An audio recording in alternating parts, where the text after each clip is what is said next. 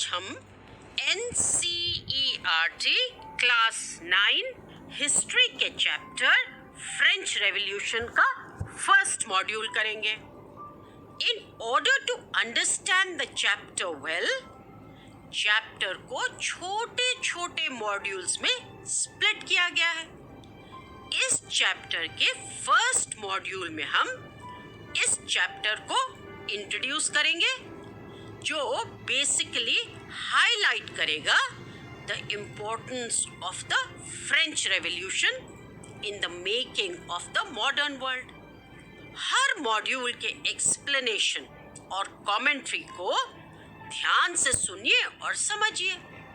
इसके बाद उस पर बेस्ड क्वेश्चंस को, मतलब मॉड्यूल्स पर बेस्ड क्वेश्चंस को लिखकर सॉल्व करिए।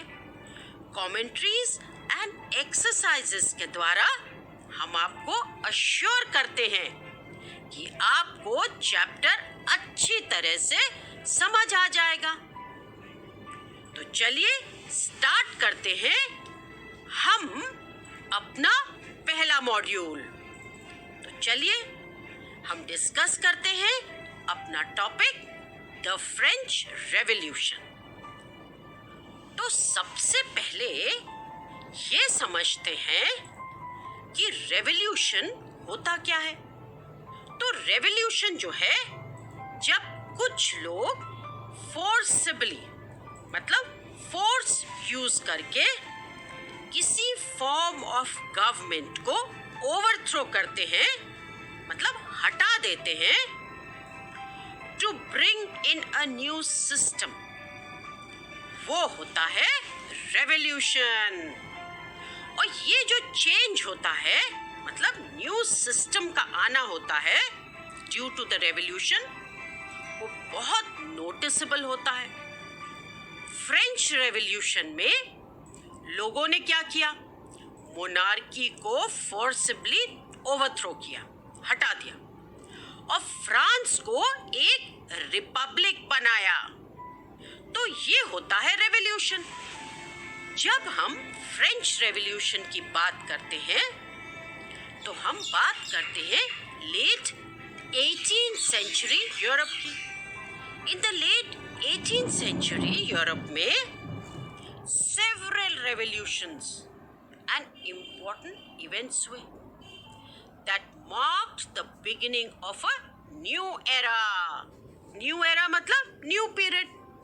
Some of the important events थे the French Revolution, जो फ्रांस में हुआ, and the Russian Revolution, जो रशिया में हुआ। अब इन सब रेवोल्यूशंस में एक कॉमन फैक्टर था, और वो क्या था? वो था एंड ऑफ मोनार्की। अब ये मोनार्की क्या होता है? मोनार्की एक फॉर्म ऑफ गवर्नमेंट होती है जहां पर किंग उस नेशन, स्टेट या कंट्री का हेड होता है। कौन होता है head? King. King is all in all, मतलब बहुत पावरफुल होता है। एंड कॉमन पीपल के पास ऑलमोस्ट बिल्कुल पावर्स नहीं रहती, नो पावर्स। तो मोनार्की में क्या होता है? जो किंग है वो हेड होता है और उसके पास सारी पावर्स होती हैं, और कॉमन पीपल के पास ऑलमोस्ट नो पावर्स होती हैं। तो जब हम फ्रेंच रेवोल्यूशन की बात करते हैं तो we see that French revolution एक इम्पोर्टेंट इवेंट है in the history of Europe, in fact in the history of the world, as it helped in making the modern world. वो मॉडर्न वर्ल्ड जहां पे मोनार्की हमेशा के लिए खत्म हो गई और एक new system of governance emerge हुआ। अब इस न्यू सिस्टम ऑफ गवर्नमेंट में जो कॉमन पीपल थे वो एक इम्पोर्टेंट रोल प्ले करते थे। कहां पे? In the affairs of the government. और इसके साथ new ideas of liberty, equality and fraternity को एनकरेज किया गया। तो इसीलिए जो फ्रेंच रेवोल्यूशन है उसको कहा जाता है कि वो बहुत इंपॉर्टेंट इवेंट है in the history of Europe और we can say in the history of the world. अब यहाँ पे ये बहुत इंपॉर्टेंट है समझना कि लिबर्टी, इक्वालिटी और फ्रेटर्निटी होता क्या है।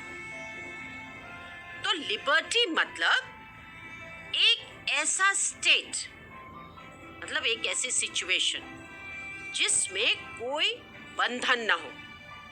It is a state of being free. इसको हम फ्रीडम से इक्वेट कर सकते हैं। इक्वालिटी मतलब सबको इक्वल स्टेटस मिले, कोई डिस्टिंक्शन ना हो, कोई भी भेदभाव ना हो। फ्रेटर्निटी मतलब एक दूसरे को सपोर्ट देना, मतलब जिसको हम कहते हैं शेयरिंग का attitude, supporting attitude, helping attitude, ये हो गया फ्रेटर्निटी। तो यहाँ पे हम कह सकते हैं कि इक्वालिटी, लिबर्टी और फ्रेटर्निटी के आइडियाज को बहुत एनकरेज करा गया। अब ये जो फ्रेंच रेवोल्यूशन है, it lasted for 10 years, from 1789 to 1799, and in this span of 10 years people ने क्या किया बताओ? ये तो अभी अभी हमने डिस्कस करा था कि पीपल ने क्या करा? हाँ, मोनार्की को ओवरथ्रो करा, हटा दिया, गवर्नमेंट को अपने साथ में लिया और फाइनली एस्टैब्लिश किया फ्रांस को एज अ रिपब्लिक। अब लाइक मोनार्की, रिपब्लिक भी एक फॉर्म ऑफ गवर्नमेंट है। और कैसी गवर्नमेंट है? ऐसी जिसमें पीपल अपने रिप्रेजेंटेटिव्स को खुद चूज करते हैं और फिर उसको चूज करके गवर्नमेंट फॉर्म करते हैं। इस फॉर्म ऑफ गवर्नमेंट में कोई रूलर या किंग नहीं होता है और पीपल को equal rights and freedom grant किया जाता है। इस टाइप की गवर्नमेंट में जो हेड होता है वो इलेक्टेड होता है। तो ये हो गया हमारा रिपब्लिक। तो फ्रेंच रेवोल्यूशन में पीपल ने क्या करा था? उन्होंने क्या करा? मोनार्की को ओवरथ्रो करा और फ्रांस को क्या बना दिया? एक रिपब्लिक बना दिया। तो इसीलिए फ्रेंच रेवोल्यूशन बहुत इंपॉर्टेंट प्लेस ऑक्यूपाई करता है in the history of Europe and also in the history of the world. The French Revolution, the Russian Revolution, and many other such similar events form the history of modern world. History किससे बनी हुई है? बहुत सारे events से बनी हुई है। तो मॉडर्न वर्ल्ड की जो हिस्ट्री है, it is formed by the French revolution, Russian revolution और भी ऐसे सिमिलर इवेंट्स जो हुए थे उस टाइम पर। And in the history of the modern world, several violent incidents, deaths and destructions हुए। और जो फ्रेंच रेवोल्यूशन है was no different। French revolution भी शुरू हुआ with a violent incident, जिसमें रेवोल्यूशनरीज ने एक प्रिजन known as Bastille पर अटैक किया और उसको कंप्लीटली डिस्ट्रॉय कर दिया। सो अब तक जो हमने पढ़ा वो एक ब्रीफ इंट्रोडक्शन था। अबाउट किसका था इंट्रोडक्शन? बताओ। हाँ, फ्रेंच रेवोल्यूशन का।